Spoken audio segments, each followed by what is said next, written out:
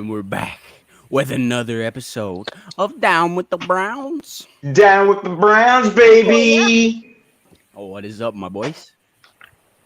What's up? What's up? How we doing? How we living?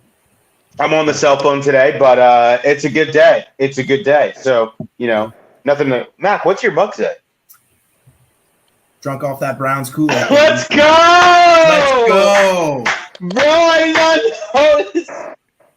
I did not notice. Bro, I saw a post and I'm like, what is that? I'm curious though. What is it orange flavored or because you don't want brown flavored? Oh yeah, that's true. That can get weird real quickly, real quick. More than likely, just orange jungle juice. If we're being jungle honest. Juice, just straight hangover. That's all it is. Is it mixed with like Lake Erie water? Lake Erie. I mean, a little bit. You gotta put the some hair on your chest. Oh yeah, let's go a little bit. But you know what time it is? I think it's a little time for breaking news. Breaking news. That's right. This is Ed in Columbus with your Down with the Browns breaking news. The Browns have yet signed another quarterback, Felix Wright, thus making Baker Mayfield QB5. One more signing and he'll be QB6. So if you want to ride with 6, you'll be riding with the bench until they can find a new home for him. In other news, Deshaun Watson is meeting with NFL investigators before his planned Bahamas trip with the offense. 2 things here. Suspension talk, but more importantly, it shows that we got an adult quarterback in Cleveland that would actually choose the Bahamas over Lake Travis, Texas. So way to go, Deshaun. Have fun in the Bahamas, guys. And finally, Jarvis Landry will be with the New Orleans Saints when they come marching in on Christmas Eve. Juice on Christmas in Cleveland? Nah, I will spike the eggnog. This is Ed in Columbus with your Down with the Browns breaking news. Round of applause.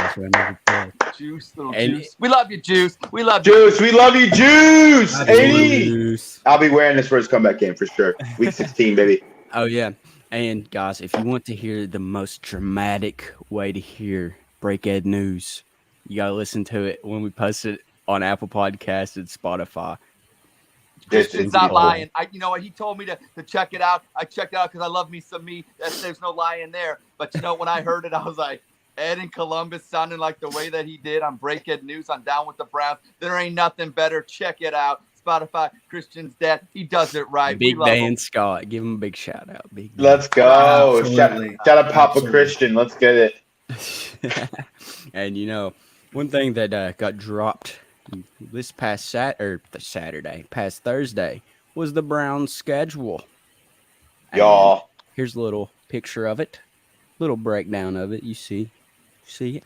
And so, gotta ask, how we feeling for the Week 1 game against the Carolina Panthers in Charlotte? Go ahead, Mac. You can start this off. I mean, it's you look at the first 4 games of the schedule, and it's pretty favorable. You're in Carolina for the first game. They still really don't have a stable quarterback position, and they're still kind of a rebuilding team. Who knows if CMC is going to be healthy this year? He's been injury prone the past 2 seasons. So, with Week 2, they're playing the Jets at home, another favorable team, young and up and coming. They have a nice core, but still not as talented. Then Thursday Night Football with the Steelers, they might be playing Kenny Pickett.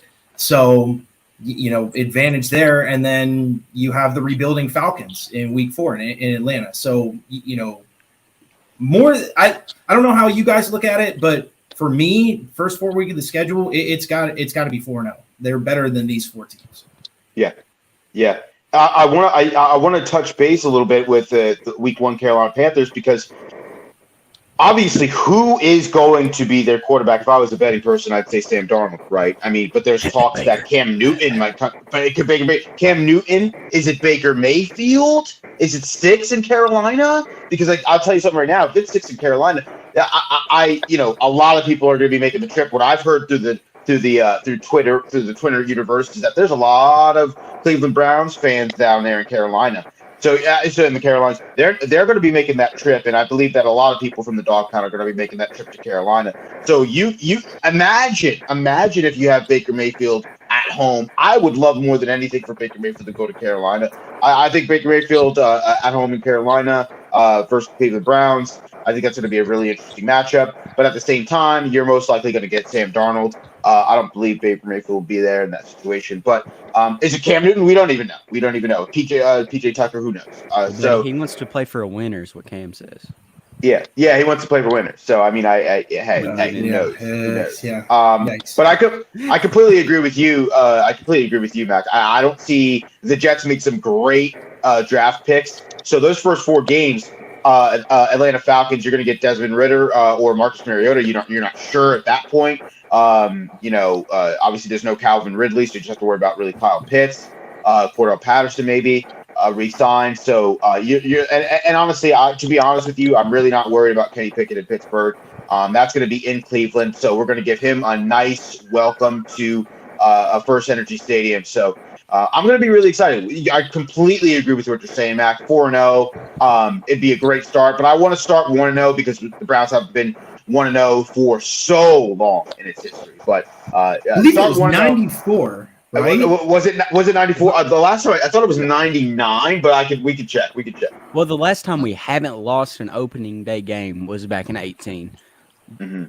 And then it was like it's been like 900 years. That was a tie, wasn't it? It was tie. Yeah. It was a tie. Oh my gosh, you I want was to talk there. about frustration, Dude. You know how frustrated I was.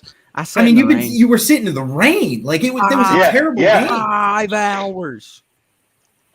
And you know how nuts. awkward it is walking out of a tied game? You're just walking out. Yeah. You can't trash talk it. You can't trash talk anybody. It's awkward.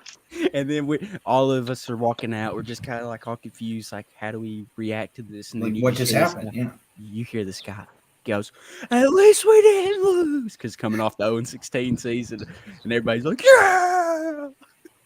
That was crazy. That was so Mac's crazy. point, I think what you guys were discussing, 2004 was the last time we won a home opener, and that was the opener against the Baltimore Ravens with Jeff Garcia, 20-3. But the last time I think the Browns won a road home opener, 1994, I think that was in Cincinnati, 28-20. Yeah. Yeah. And that was the first time that Tom Tupa, the 2-point conversion, 2-point Tommy Tupa from the Ohio State University. Heck yeah.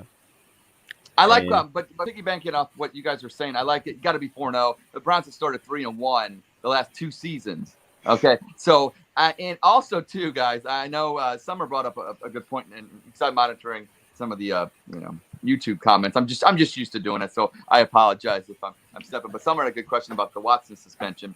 Yeah, address the first 4 games, and there it is. Mm-hmm. See, I'm a psychic. I knew she was going to put that up there. See, that's how good I am. She's always got a good question. So.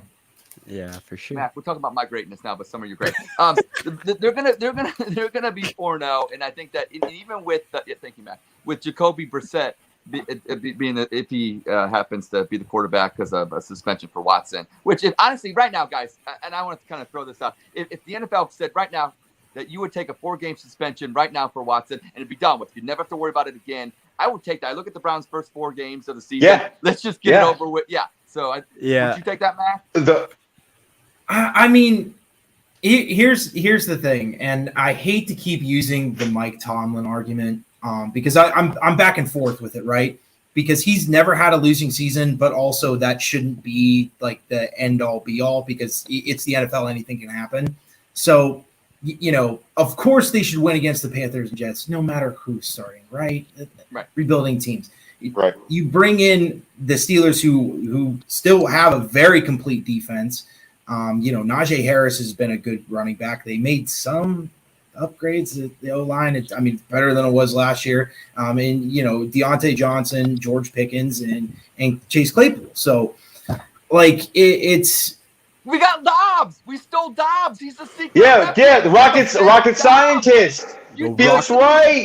Yeah. Deshaun's got the rocket arm. Then we got the rocket scientist on the sideline. We're going to the Super Bowl, baby. No contest. 17-0. It's not Jacoby Brissett that's playing against the Steelers. Fine, he serves a suspension. I'm bringing in my man Dobbs, and this isn't Lou Dobbs from CNN's Money Line, but we're going to be right on the money with Dobbs against Pittsburgh on Thursday night. Wait, really I thought quick, I though. had too much Browns Kool-Aid, honestly. Wait. But looks like Ed Brad- takes the cake here. Browns started last time. Browns started 1-0 was back in 2004 when they defeated Baltimore. Exactly. Yep. 20 Yeah, to 3. week 1. Yep. Thank you, Manny, for verifying. Yeah, just found that out. Well, okay. So if you look at it on the first 4 weeks, I'll throw the schedule back up. These will be your quarterback showdowns. If Watson is suspended, it'll be Brissett versus Sam Darnold, most likely. I'll take that. I'll take it. Yeah, take it. Brissett versus Zach Wilson. I will also take it. Brissett versus Mitch Trubisky, because that's probably your quarterback. I think that's a there wash. first. Yeah, that's and probably the then- one game that concerns me. And then you got Marcus Mariota versus Brissett. I'll take my chances. See, I don't know. I think it might be Ritter. I honestly, I think Matt, talk. You're right. I agree. I mean, why is everybody so high on Marcus Mariota? I don't understand. It's just that they'll. He lost his job to Ryan Tannehill. Yeah. I mean, yeah.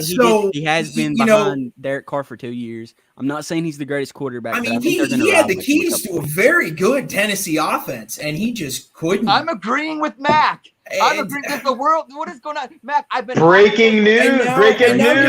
Now you're bringing in this rookie. You know, they're bringing in other young weapons, and I mean, like, I feel that Desmond. I mean, I don't think Desmond Ridder is horrible, but he's also a very good athlete. He has that same mold as Marcus Mariota. Maybe that's why they went with. He's faster than Treylon Burks. He's also 45 years old.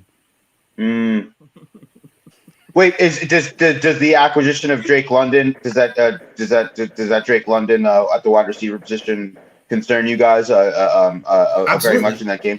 Absolutely, huge frame, and it's going to be earlier on in the season. So I mean, eventually, and I brought this up many times before, but the issue that I've always had with Drake London, he's a bigger body, and there's actually a couple highlights on his highlight tape at USC where he jumps up and he's so tall and he has this vertical and he comes down and he's just been banged up because he's a bigger body. I mean, look at Calvin Johnson, look at Braun. So here's where I disagree with that, because they don't have the O-line to compete with Myles Garrett. That's all I've got. They're gonna create some pressure. Myles Garrett's gonna have like 10 sacks that game. A little bit to your point, though, Mac. You know, a guy like Drake London from Moon Park, California, was a California kid. You're going into, I personally, in my estimation, I think is one of the best weathered divisions in the NFL. I mean, you're playing in the Dome twice a year. You're playing in Tampa Bay, and you're playing in Carolina. So, my thing is you're talking about, if you're talking about a Mike Evans kind of guy or whatever the case may be, that might be favorable for him to be in such a weather controlled kind of climate, going from USC all the way back down to just playing in a dome. So, it will be interesting there. But I do have a quick tidbit about Pittsburgh Steelers. Mitch Trubisky, contractually, the Pittsburgh Steelers save money by not playing him. So I wouldn't be surprised if Kenny Pickett will be their starting quarterback.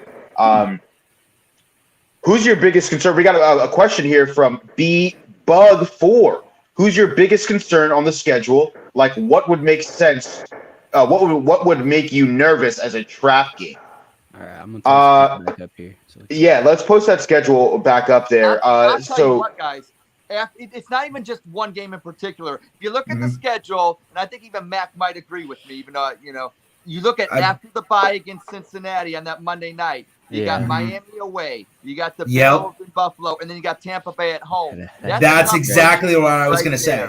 That's where the meat and potatoes of the schedule is. I mean, it's great that they have that. And just to piggyback off you, Ed, I 100% agree with you, because that's at Miami and at Buffalo back to back. And then Tampa at home. And then Tampa at home. You win those games. You come home to Tampa. You're feeling high, and that could be the letdown game.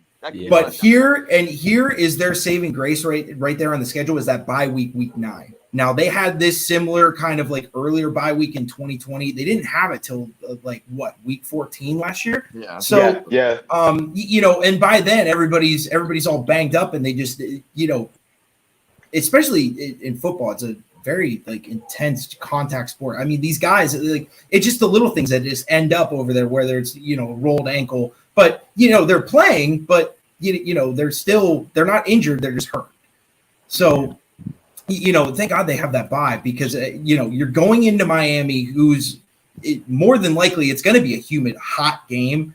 And teams do not like playing in Miami. I mean, look at the Ravens when they traveled down there, and it was just a hot, muggy, what was it, a Thursday night game? Yeah, Thursday night. So, it's a tough place to play. You're playing against first-year head coach Mike McDaniel. They're going to run the ball on you, and they're going to stretch the field with Tyreek Hill. So, those two things the Browns have yet to prove to me that this defense can do, because not only did they have they couldn't cover Tyreek Hill in that first Kansas City game. Saying that they can't and won't do it this year, I don't, anything can happen. But to me, that's kind of scary. And then, of course, going into Buffalo, going into the Bison Den here with that offense. I mean, Buffalo finally has a run game. They are the most complete, and clip this, hold me to it. They have the most complete roster in the NFL right now, top to bottom.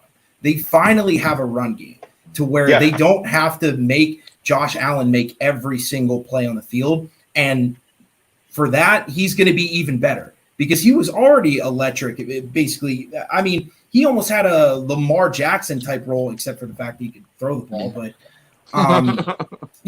so that's going to be a tough offense. And then, of course, facing Tom Brady. I mean, come on. The GOAT. I don't care where the game's played. 9 times out of 10, I'm taking Tom Brady. So, that's a hard stretch. But, again, thank God they're coming off the bye week there. Go ahead. Oh, I just want to say, for my personal trap game, I think I don't want to speak for everybody, but maybe it's just me, and I want to see if you guys can agree to this. But the personal trap game, there is a team on this schedule that they play in the first 6 games that they have, since the year 2000, they've had an overall record of 2-9 against. Patriots. And that's the New England I knew he was Patriots. going to say Patriots. When the last time the Browns had beaten the New England Patriots was in 2010 when it was in Cleveland, and Cleveland won 34-14. Both home games, and then before then was in the year 2000 in November. So you look at both of those games, though, granted, were in Cleveland, so that's good news because Patriots are coming to Cleveland, so that's good news, right? But the New England Patriots, it's something about them. In 12 years, we have not beaten the New England Patriots. Granted, we only played them 5 times. Mm-hmm. But if we can beat the New England Patriots, because I know the Chargers are a little bit concerning, but the Chargers, I mean, my goodness, they're a really good football team. I consider that to be, although we were playing really well against them last year, they got better. So that's a toss-up. I have an L for that game personally. But when it comes to the New England Patriots, I just really want to beat them. I really want to beat them. So that's one team that is just escaped, besides Pittsburgh, right? But we have that satisfying playoff win that, Steelers fans say we hang on too much. But, granted, we beat them in the playoffs. We smacked them. So, what are you going to – yeah. But when it comes to New England, I want Mac Jones to come to Cleveland and feel the pain and feel the pressure. So, I don't know. It's the New England Patriots for me. That's the trap game. We have not played a good against the New England Patriots in a very long time. So it's got to put a win in the column for that. I think they have that game circled several times against schedule. Yeah. I mean, especially after that embarrassment last year. Joe Woods has to be. I mean, Joe Woods not only got embarrassed on the field, but he got embarrassed after when Myles Garrett, who's more than likely said, "I don't even know what you're doing." Yeah, I don't even know. So it's for me. I think that they're going to at least if they lose, it's going to be extremely tight because I just do not see. Now, granted, could Joe Woods just absolutely just fall apart this year? Yeah, sure, but I really do not see them getting embarrassed. They have to be coming out for blood that game, and you have Jones. Now, granted, they have an excellent running game with James White Damian Harris and Lamondre Stevenson. So, they can really get that offense clicking, but they really don't have anybody in the wide receiving core. I mean, they got the speedster from Bama, but when was the last time the winner of the 40-yard dash was successful in the NFL? That was ask John Ross. Ask the Bengals about John Ross. Yeah. So I mean, It's going to be interesting next year, and I really do think they're going to be coming out for blood for New England, especially how bad they just got embarrassed, and it was just such a buzzkill for us, right? The team went down in Cincinnati, they got that emotional win. Baker got them all fired up. They absolutely blew the future AFC champs out of the water there. It wasn't even a contest. Yeah. So after that, they went into New England and they just got flat out stomped. I mean, Myles Garrett even got put on his backside by N'Keal Harry on a crackback block. So I mean, everybody got it that game. So I really don't think they're going to lose to New England just solely on that fact. I mean, they have to be circling that one. Well, let's say it's a game you got to win. Yeah. Let's say that Watson, because they're in talks with Watson about that suspension. I'm going to minimize this schedule since we're all done talking about that. But like the first 4 games, let's say he's suspended for those 4 games or 6, and then they appeal it and it's 4, like kind of like Big Ben and all the other ones and they've appealed those suspensions. The first game Watson would come back would be versus the Chargers at home, week 2. He's in there. He's got a feel for the Browns. He's got a feel for that offense in the actual game, week 2 against the Patriots. He's going to try to light them up. Mm-hmm. Absolutely. Mm-hmm. You know what? Going back to that, like I'll get hyped up, Manny, make you feel better because that's what I'll do. But you got to think analytically, like Stefanski does. You win every week. It's a 1-game season every week, okay? And I'm looking. We talk about it in 4s. I broke down the next 4. You got Chargers, Patriots, Ravens, Bengals. Yeah, your next 4 games after the first 4 that we say we go 4-0 with whoever's playing quarterback. The next 4 games: Chargers, Patriots, Ravens, Bengals. Some big games. You go 3-1. You go 3-1, and I don't care if you lose to the Patriots, but you beat the Chargers, the Ravens, the Bengals before that bye game. I don't care. Stop worrying about which one it is. You got to go 3-1 in that next 4-game stretch. That's kind of murderer's row right there. So that to me. So I don't worry. I'm not circling any game. There's 4 games I see. I got to win 3 of them. Well, Ed, and I'll really quick, Christian. I'll even go back. If you, I don't care what anyone says. Chargers, Patriots, Ravens, Bengals. If you go 3-1 after going 4-0 or potentially 3-1 versus first 4 games with the Falcons, Steelers, Jets, and Panthers, let me tell you something right now. I got a hot take. If you go 3-1 in those 4 games, you have they're going to the playoff. I believe the Cleveland Browns are going to the playoffs because those are 4 playoff teams guaranteed in the Chargers, Patriots, Ravens, and Bengals. But see, the thing about Manny, the thing about it is, I think you're right. You're sitting at 7-1 going into your bye, but don't get ahead of yourself. Then you got Miami, Buffalo, and Tampa Bay. That's what I'm talking about. See, that's what I'm saying. So, but I will say one thing: you do what we're talking about, you'll be contending for that number 1 seed in the AFC. Absolutely. Exactly. Especially because on that back half, you got Houston at Houston. Yes. After Tampa Bay. So Tampa Bay. I mean, hey, I would love to beat Tom Brady. Go ahead, Chris. Go ahead. Well, let's say you do go the 3-1 in that second set of 4 games. If you beat the Ravens and the Bengals, you're sitting at 3-0 in the AFC North.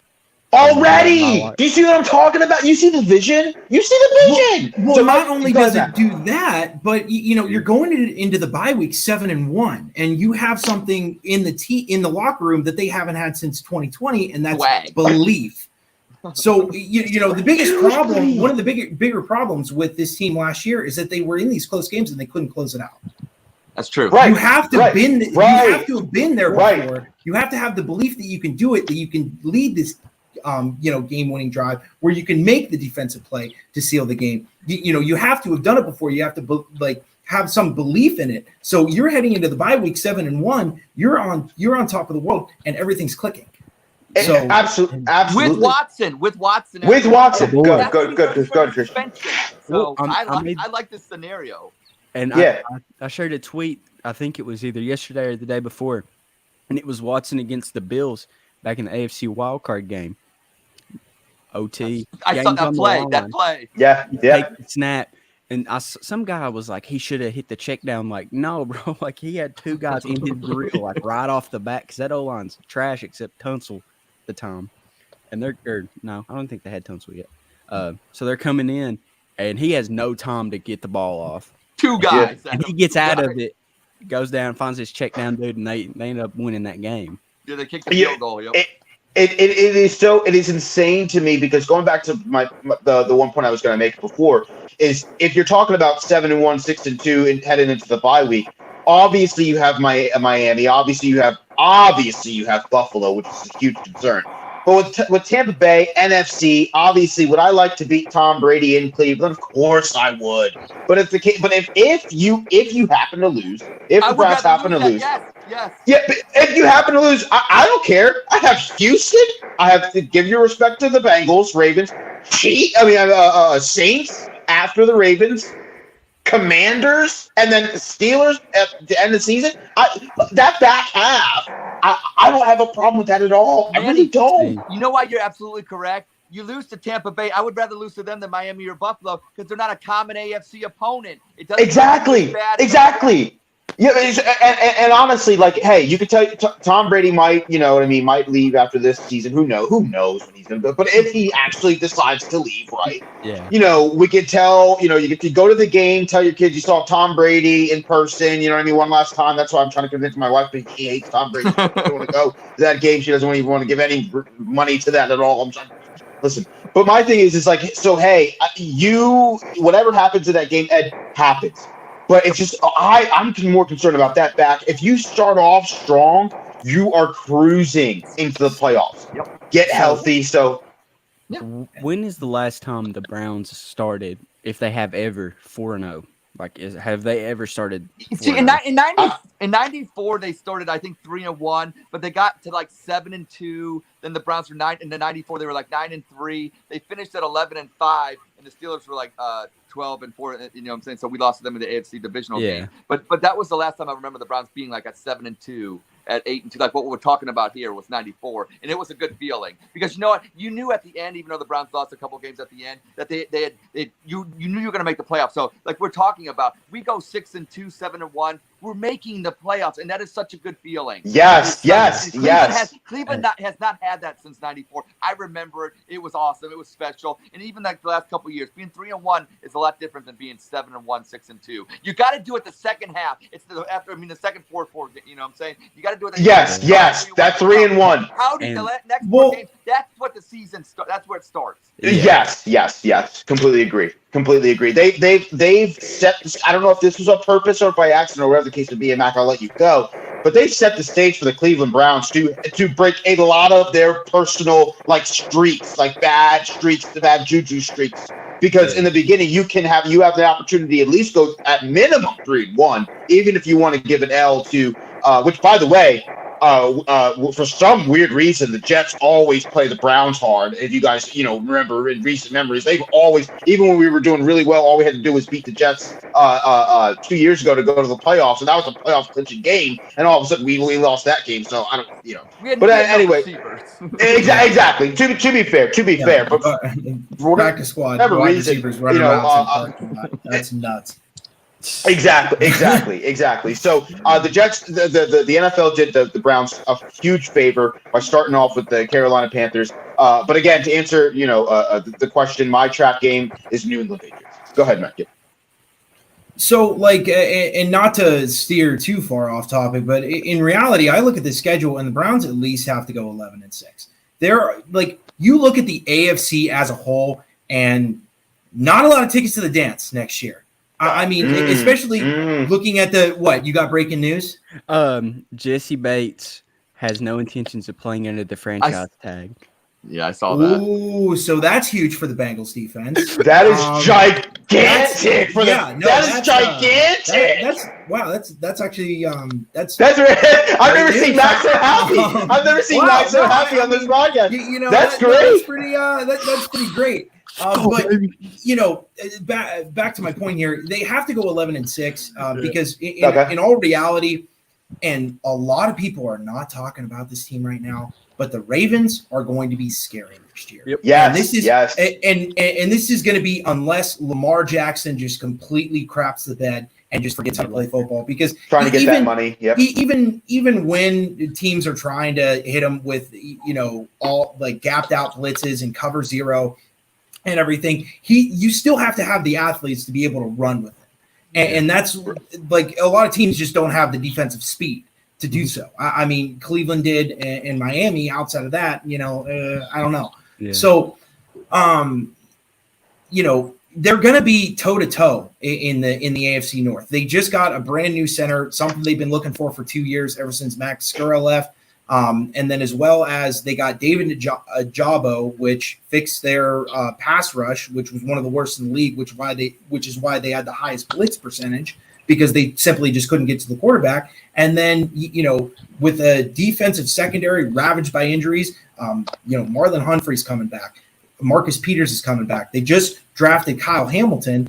And then if you look on the other side of the ball, Ronnie Stanley is going to be back. Gus Edwards, J.K. Dobbins, as well as Nick Boyle. So, they're going to get a lot of people back, and they're going to be a more complete team, and they're going to be that team to battle out with in the AFC North. And then you look over on the other side. I mean, you have to win that game against the Chargers, because there's no way. I mean, you're taking a playoff team with Derek Carr, and then you're giving him Devontae Adams. Of course, they're going to get better on offense.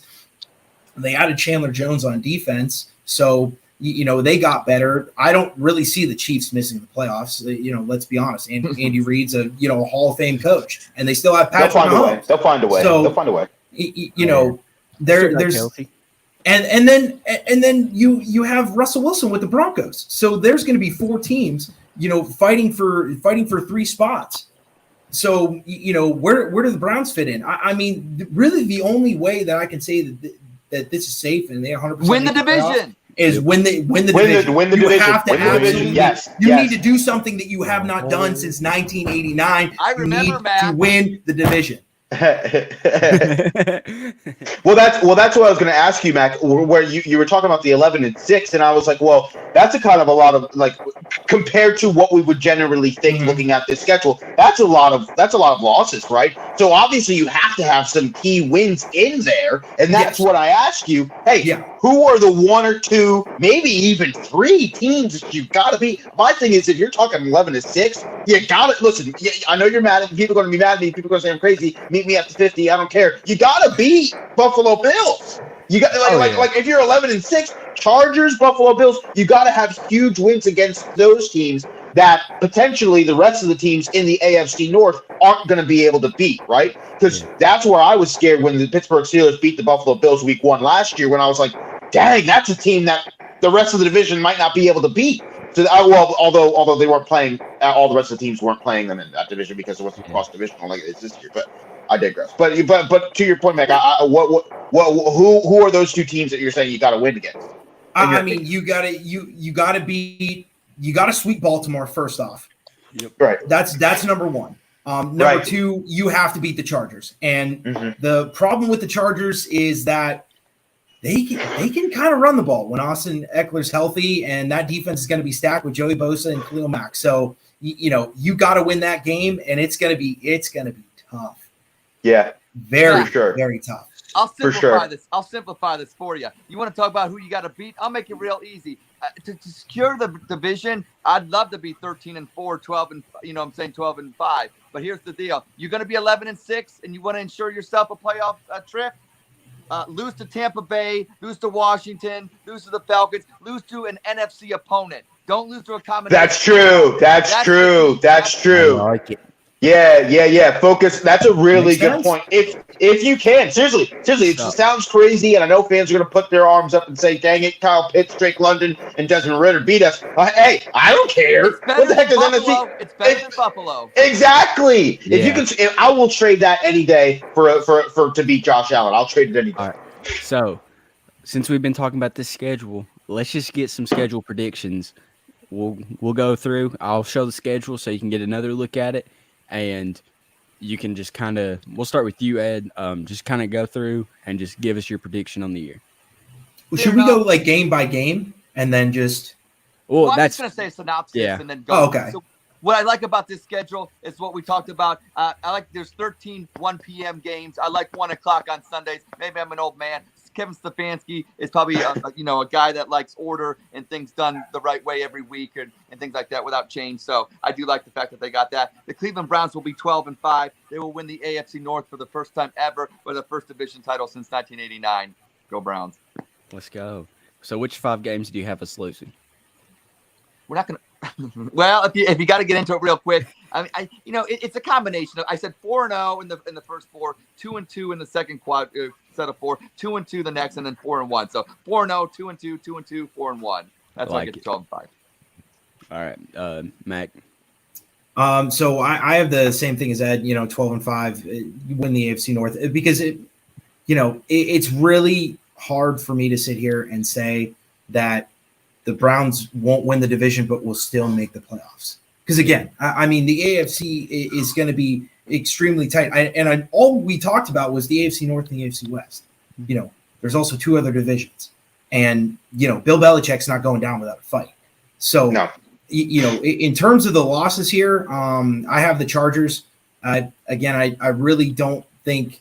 I mean, they got absolutely just bamboozled on defense. It wasn't even like the New England game where they just said, hey, we're going to run the ball and we're just going to run pin and pull concepts and you're not going to stop us. No, I mean, Chargers had our safeties just absolutely mind boggled, running around, trying to figure out what area of the field to cover. So, looking at that, I don't think, I mean, the Bills got James Cook. So, they have the most complete offense to me in the NFL on paper right now. Obviously, Tampa, Tom Brady, the greatest quarterback of all time. So, probably a loss there. And then I have them splitting it with Baltimore and surprisingly, the Bengals. I do think that they're going to be able to sweep the Steelers because here's the thing. And I got roasted for it last year. I said the Steelers were going to finish near last in the division and they were going to miss the playoffs. So, I'm double down on it this year. There's no way. There's no way that we can sit here and give Mike Tomlin the roster that he has right now, and then he just churns it into a playoff team with this much talent in the division, with Kenny Pickett, who is going to be throwing wide receiver gloves. What happens when there's any precipitation? Yeah, exactly. Any of that on the field. Maybe a little bit of dew in the grass. I mean, hell, so. I really do think that Joe Burrow is. I do think that he's still going to be on the ground a lot next year. I don't think that offensive line got too much better. So looking at it, I do think they're going to still put up a fight. And Jamar Chase is still there. He's going to get his 1 or 2 plays where he breaks free. So. I do think they're going to split it with Baltimore and Bengals, but I mean, they got to at least get one of those games with Baltimore because they are just too good of a team. And they're that kind of team to where, especially because they run the ball so much and they're so big on time of possession, that when they play these teams with high-powered offenses, what's the best way to beat a good offense? And that's to keep them off the field. Mm-hmm. So, looking at it again, I would say Chargers, Bills, Tampa, and then splitting 1-1 with Baltimore and the Bengals. If you win the games, this is so crazy because every year, we look at the schedule and we say, especially with the Browns being good lately, every season we've been saying, you win the games you're supposed to win. The Browns will be sitting pretty. Every cell in me, every part of my mitochondria wants the freaking Browns to beat the Steelers and sweep them. I understand. I thought about the precipitation comment I made about Kenny Pickett. I know he played at Pittsburgh, and I know he understands the weather and all this other stuff. But this ain't Pittsburgh, baby. This ain't the ACC because it wasn't that great last year anyway. So my thing is I have the Browns right now at 12-5. I have them at 12-5. I have them almost exactly what you described, Matt. I have them sweeping the Pittsburgh Steelers. I have them splitting with the Bengals. Have them splitting with Baltimore, depending on how they play with Lamar. And I have them losing to the Bucs. I do. And I threw the Chargers and the Patriots as rounding out my 5 losses. Because until I see the Browns beat the Patriots, that's when they're going to beat the Patriots, right? I will never. I don't know what it is against that logo. I just assume in my head that it's going to be a long day. Every time I see, I don't know if Bill Belichick hates, Cleveland and hates all that. Oh, he does. Absolutely. I know like he cannot stand them. But the good news is, last time we won, 2010 and 2000, it was in Cleveland. Can I ask Manny a question? Manny, I got a question for you. Go ahead. Right, now, we all know, Manny, if they don't watch the show and this is the first time watching, Manny is a Boston Celtics fan. I'm a huge Boston Celtics, baby. Bleed green. Game 1 Tuesday versus Miami Heat in Miami. Look for a 1-0 lead for Boston. Go ahead. Heat and 3, everybody, if you're betting Heat and 3. But Manny, so here's my thing. You're at a bar. You're at a bar with Celtics fan, okay? You're sitting, right. You're talking about Celtics stuff. You're having a great time. And then Celtics fan probably might be a New England Patriots fan, but you've been saying some nasty things about the New England Patriots as you are a Browns fan. So my thing is, I'm a Cleveland fan through and through for all my teams. What is it like? My neighbor is a Steelers fan, but also a Reds fan. So that could be conflicting between Bengals and Pirates. So what is it like to be a fan of a team, of a city that now when it turns to football, you're not friends with Celtics fan because he likes the Patriots and you like the Browns? It gets so confused. You ever get a little oil in your water, Ed? You ever get a little oil in your water and it gets real weird? That's exactly what happens. Because people, I have some. I don't have a lot. I have a couple of 1 or 2 people who are Celtics fans through and through, Boston guys who follow me on Twitter. And when it comes to Boston games, they love it. But when I bring up the Cleveland Browns, they have a problem. They talk to me. They're in my DMs. They have questions and concerns. And they come to me and talk to me. It's a very hard thing. But then here's my thing. I'm a huge Boston Red Sox and Boston Celtics. But when it comes to the Cleveland Browns, they're my number 1 favorite team. So I'll fight for them all day, every day. If somebody comes to me about the Cavs and the DMs, I'll give the Cavs. I know this is down with the Browns, but I'll give the Cavs some credit. That's a great young team. I have no quarrels with the Cavaliers until they start beating up on the Celtics like LeBron did back in the day. So it's a very sticky situation. A very, very sticky situation. That's the way I can put it for you. Manny, I give you respect. Christian, let's give Manny some. He is down with the Browns. He said he's down with the Browns. Down with the Browns. That was a great question. I got to take off my hoodie. I'm already sweating. That's a great question. He's all fired up. Great question. All fired up. But yeah, 12-5. I had the Browns 12-5. They got to beat the Patriots. I can't stand the Patriots. So they've done me dirty back in the past. But beat the Patriots and beat the Chargers, and I think they're nice. Yeah. So I'll give mine. I have us going 13-4. It's a little bit different than you guys. Okay. Hallelujah. There's a key win in there, Christian. There's a key win in there. Can you tell me about who you have the losses to? Yeah. So for the loss, I think our first one's against the Chargers. Okay. I think we sweep the Bengals. Interesting. Okay, that's the one that's different. That's the one that's different. Yep. And then we split with the Ratbirds. So I think that's pretty much the only game we have different. I think we've got the Bengals number. I think there's just going to be a different level of competitiveness because they know that, like, the Bengals are going to be like, oh, we're the AFC champs. We got to win this. Da, da, da. You know how it goes.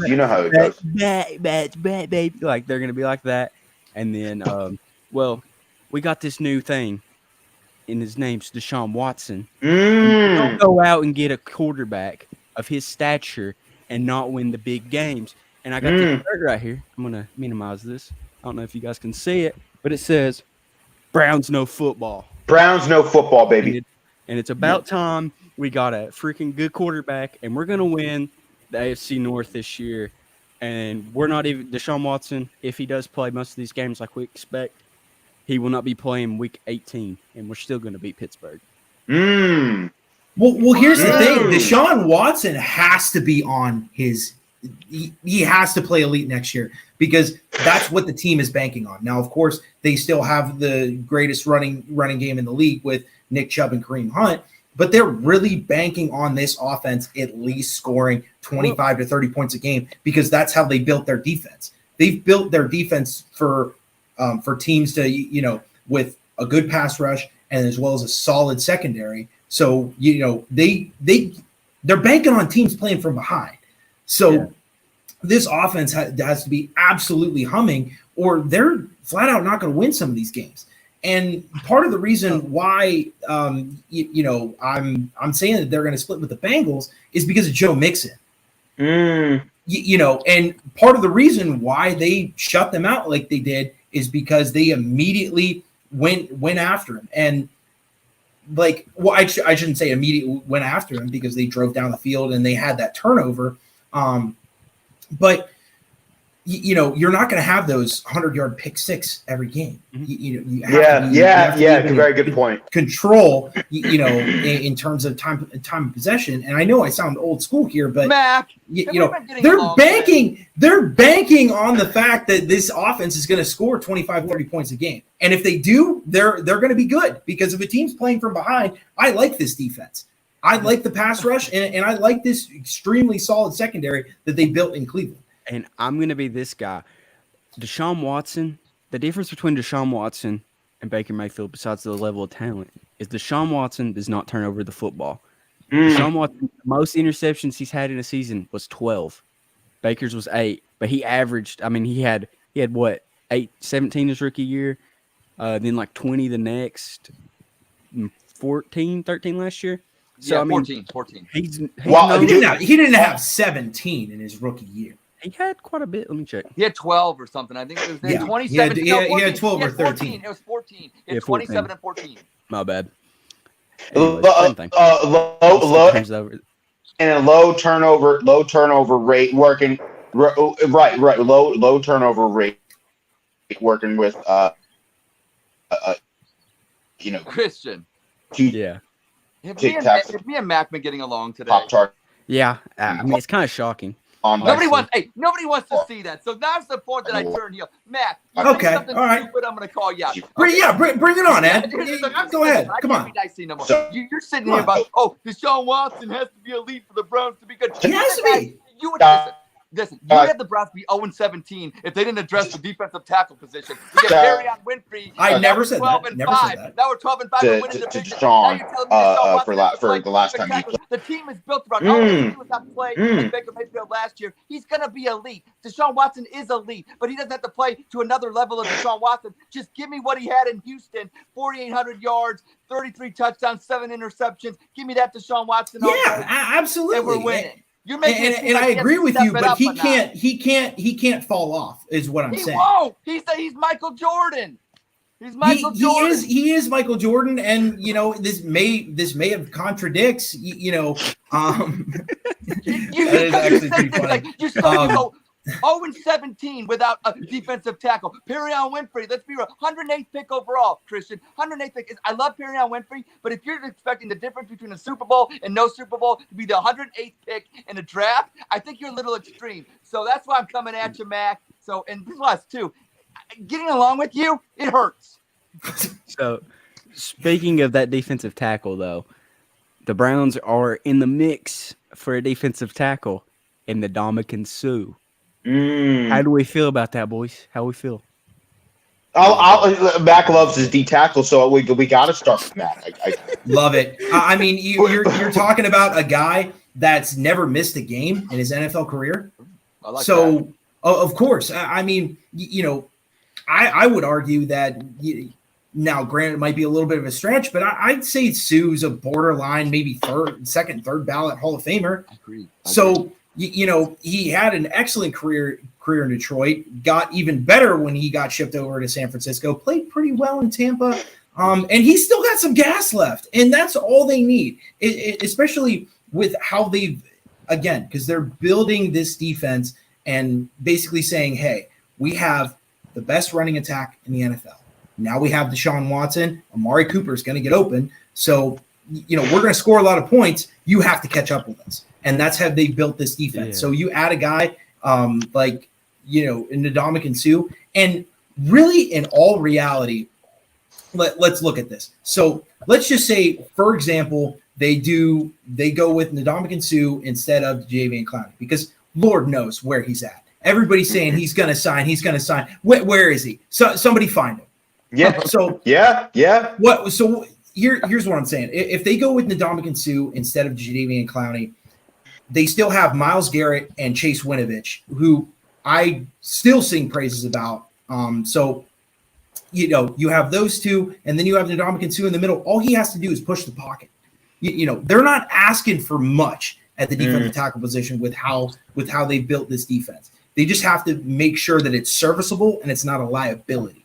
Now, of course, when you add Ndamukong Suh to the mix, it's not a liability anymore, and you might actually get some production out of it. So I would love him in Cleveland. I personally would like it. Ndamukong Suh, he's 35. So are you asking him to be the 2010 All-Pro decade team that he is? You're not asking him to do that. Yeah. I think what you're bringing him on the Browns for, one, is for his mind, right? For his football knowledge on the defensive line.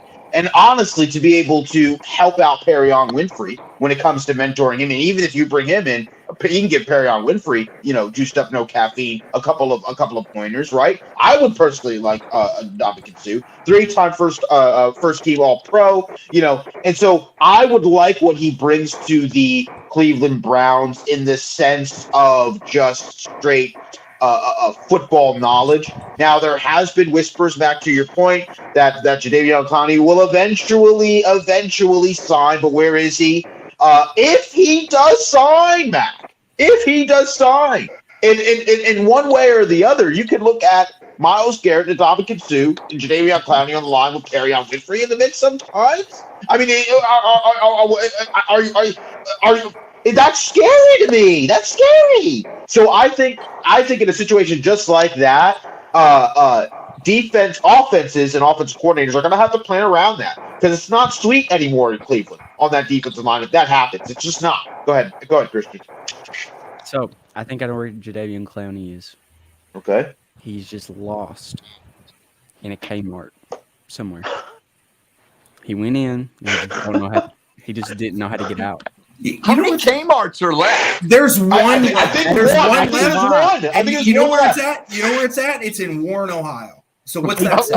What's that say about Kmart? Trip to Warren for Kmart. Yeah, shout out Kmart. Yeah, like the last one standing, and I'm telling you, I went in it probably about maybe 6 years ago, and it was almost like one of the employees just died and they just forgot about it.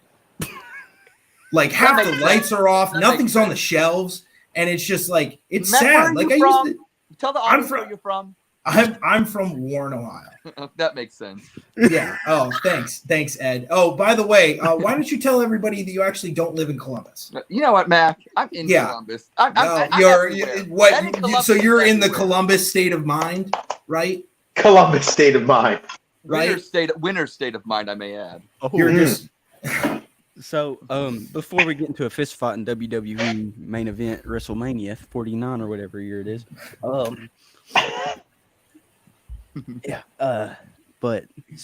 we're gonna go back to Ndamukong Suh.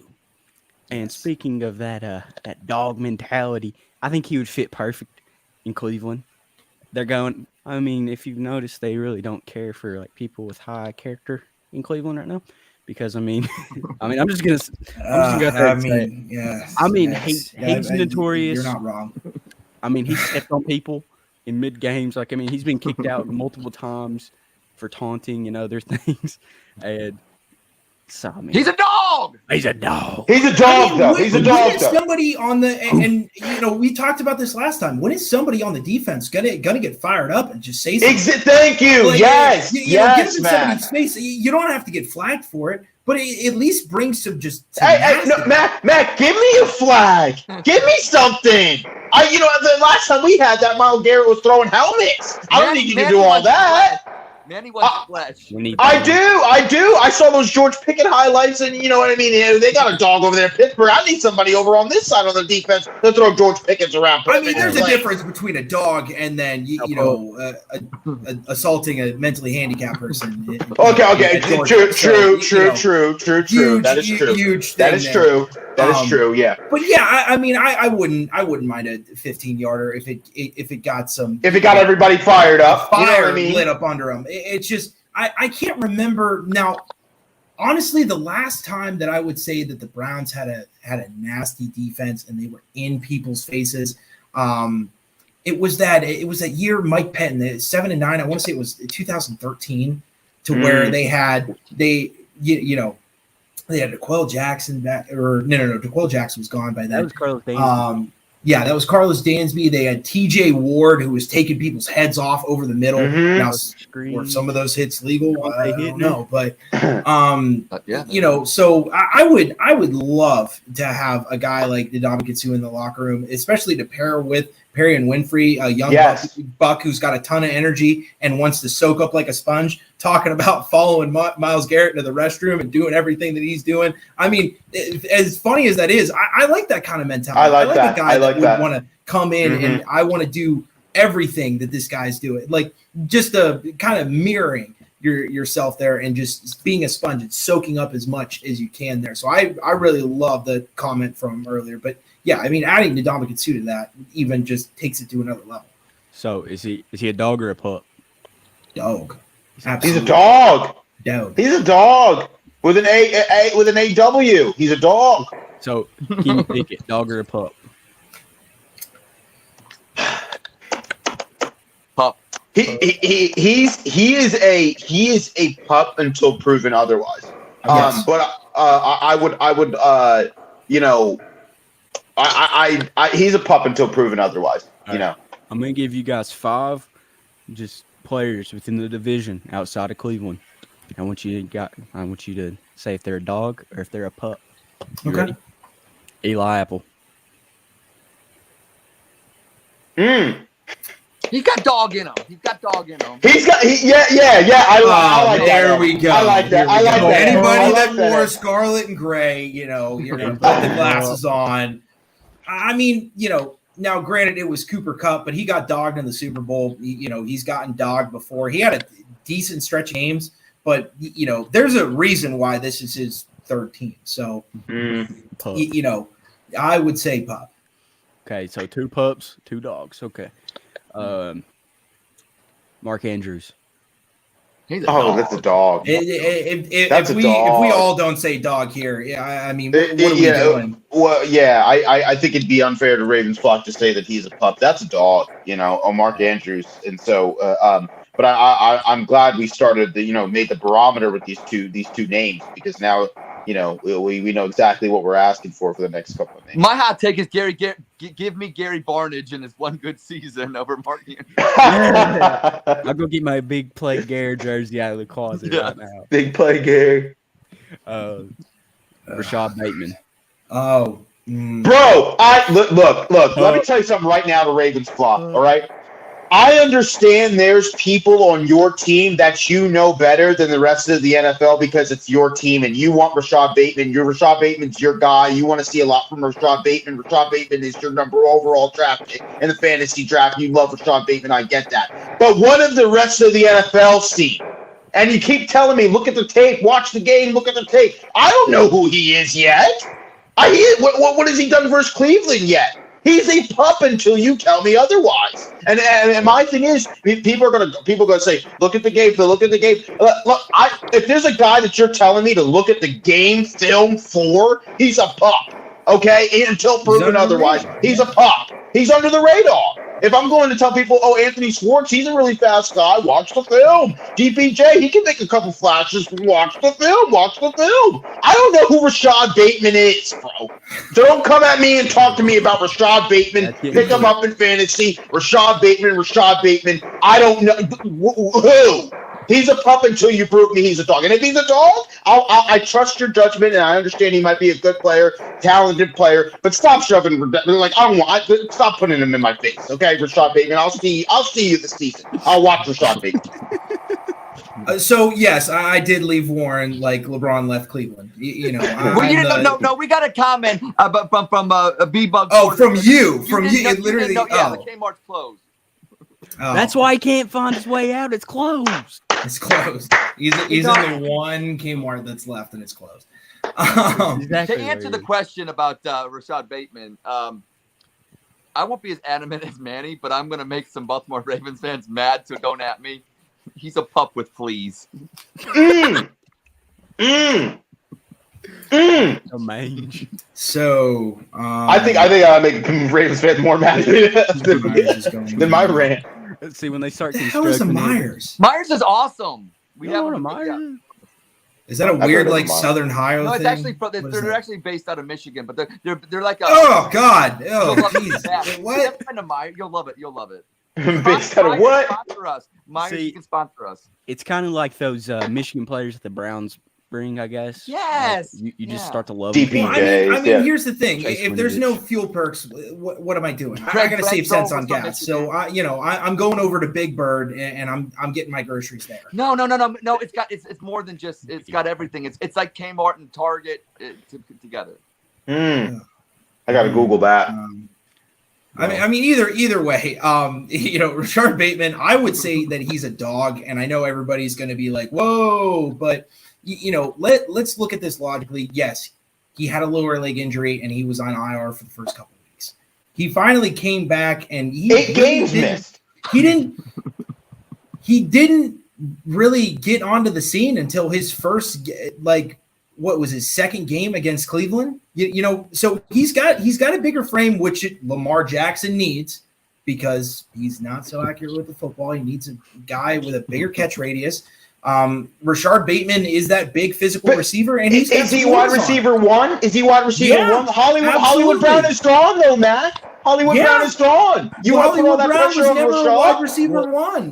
For the Baltimore Ravens, he was. Baltimore Ravens, he was. It was going right through the breadbasket, man.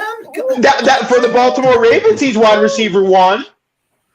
Yeah, But I mean, Okay. Hold up. So let's just say that he is wide receiver 1 for the Baltimore Ravens. Who's going to line up on the other side? Nobody. I don't even know who else is on that team, wide receiver wise. They have Devin Prochet, Duvernay. James Prochet, Devin Duvernay, Prochet. They got Tyvon Wallace over there too. Tyvon. So they like Prochet. They're high on Prochet. Who? Who? They like Devin Duvernay. They like Tyvon Wallace. Prochet's a dog. They say to them they say a dog, but they're Ravens flock over there. They're birds over there. Football is a dog too, so I don't. Yeah, exactly. Okay, No, Rashard Bateman is a pup. Okay, we're going to the next play. Miles Jack, dog or a pup? Oh, that's a dog. Miles Jack from Jacksonville. Played alongside Josh Allen. Yeah, no, that's a dog. Yeah, listen, that acquisition for Pittsburgh scares me because they let Joe Sherbert go, although Joe Sherbert wasn't doing much for them last year. I don't believe from what I can see from the couple of games that I've seen. So they brought in somebody who when they signed Miles Jack, I thought that was a little bit concerning. I will lean more toward. I might even move that down a tick and say, can I say K9? Can I say K9? He's not exactly. He's an adult K9. You know what I mean? I agree. Oh yeah, Papa K. He's an adult K9. All right. I don't want to say pup, but I wouldn't say. I don't know. I'll lean more toward dog if I had to choose one. He's certainly not a pup. I think he's a dog, but hasn't he been a wounded dog at some times in his career?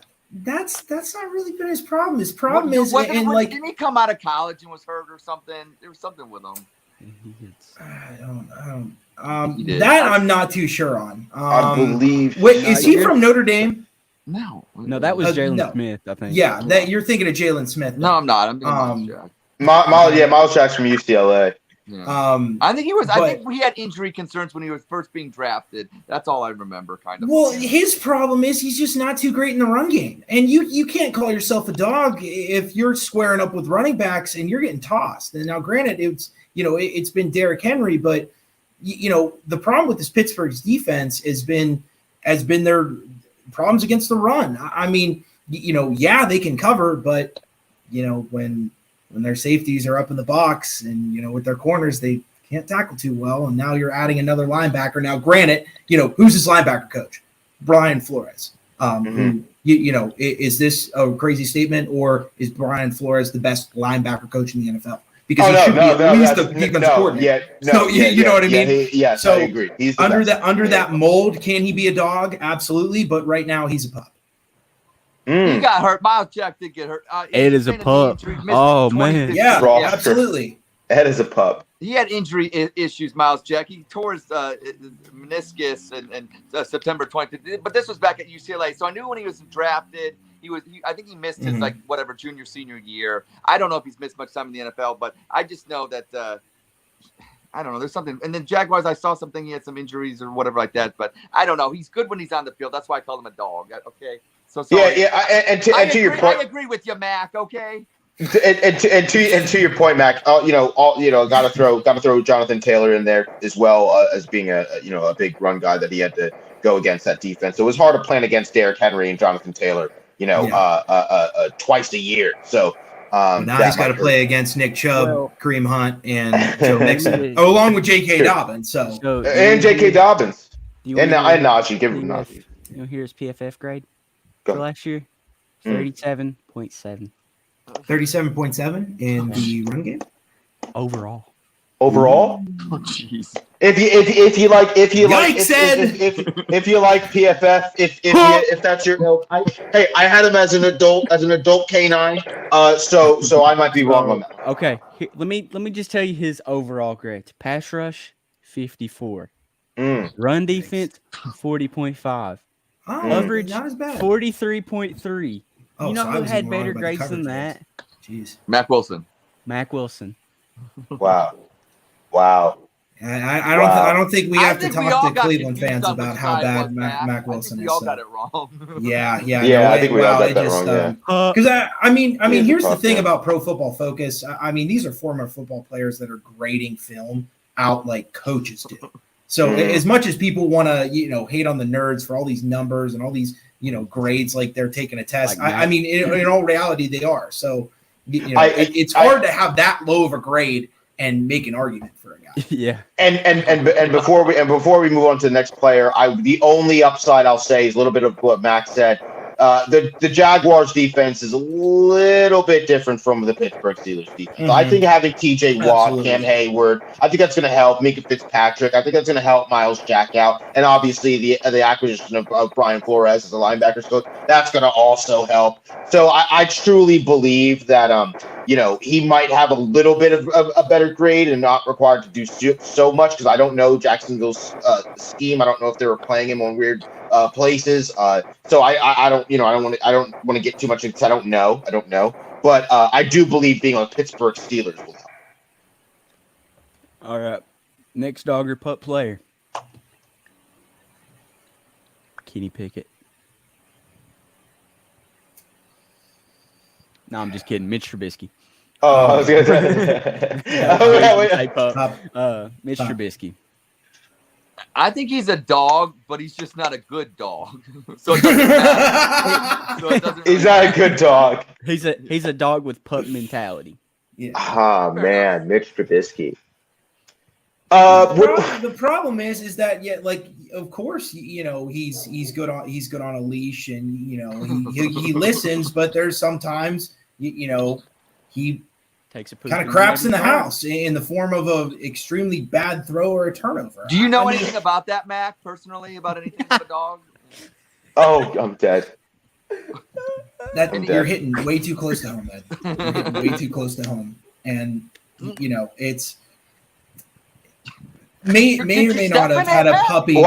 Watch 2 episodes ago. Did I step in it? Yes. Did I step in it? Yes. But. Thank you.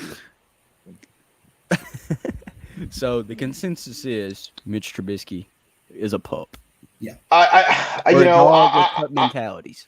Yeah, and I'll give him a little bit higher just because I'm not sure in Chicago. Was it Mitch? Was it, you know what I mean? Was it Nagy? Was it Nagy? I don't. So we'll find out exactly what he is. I don't. Again, like I said before, Steelers saved money by not playing Mitch Trubisky, so I don't expect to see Mitch Trubisky unless Kenny Pickett gets hurt or is not very good or whatever the case may be. But Kenny, I'll put Mitchell as a pup until with a pup with bad trading, right? Pup with bad trading. Yeah. All right. And I got one last player. I know I only said 5, but we're gonna go with the brownie this time. Anthony Schwartz. Why? Oh wow! I just want Oh, to wow. reaction. So you want my reaction? Absolute pup. He has a flyer to training camp, and that's about it. Because he's a 3rd round draft pick. So are they really tied to him? No. And there's a reason why they had to address the wide receiver position in major ways this offseason. Well, because they can't trust. I mean, how do you have a yards per catch that's less than yards per target? So putting that in perspective, they are saying that the point to where the ball is being thrown to him is greater than him catching the ball. I'm going to give the boy the benefit of the doubt because no receiver did anything last year, really. So I'm going to give him that. I'm going to give him this year up till about week 7. That's it. After week 7, that's it. So I understand, player coming out of college and they're a little bit raw, and they got to learn the route tree. They got to get their footwork down. That's fine. Baker Mayfield. So what happened with him running the ball? What happened with him returning kicks? I mean, he's the fastest guy on the field. And he, you could say that about Demetric Felton too. He was supposed to be our kick return guy too. Yeah, but he's a 6th round pick. He was one of the best in the nation, though. Yeah, but there's a reason why he was a 6th round pick. It's with Anthony Schwartz. I mean, you're the fastest guy on the field, and you're worse than a touchback. That's right, and that's why he's not a dog or a pup. Wow. He's not a dog or a pup. Check this out. I went to Grove City, home of the Grove City Greyhounds. And what are Greyhounds? They're racing dogs. Really, really fast, like Anthony Schwartz. He's not a dog or a pup. He's a Greyhound, and we're going to find out, like Chris said this year, which way he ultimately goes. But he's really fast, and that hasn't changed. Wait, like Greyhound as in the dog or Greyhound as in the bus and what he's got to take home? Well, there's a reason why the bus is Greyhound. But no, it's the dog. I'm talking about the dog. Cocaine is a hell of a drug. I'm dead. No way. That may be true, but I actually did go to Grove City. We are home of the Greyhounds. They are racing dogs. That's what they're named after. And Anthony Schwartz is a fast commodity, and we're going to find out. He's very fast. Give him. I'm going to give him another. Like I said for Christian, I'm going to give him another opportunity. Right? He's a speedy guy. I'm not gonna pull a Ravens flock and say watch the film if you haven't heard of Anthony Schwartz. I'm not going to say that. But my thing pretty is, ugly. He set the world youth best record on the 100 meters, 10.15 seconds. So shout out to Anthony Schwartz for being a really, really fast guy. We all know that. We'd like him to hold on to the ball. I saw a little flash of a great catch versus Kansas City week 1. Although that was bobbled. So I don't know. Touchdown, by the way. That was a touchdown. If he was it the throw? Was it the catch? Who knows? But anyway, we can definitely argue that. But here's our guest, Anthony Schwartz. Yeah, but listen. I take the glasses off.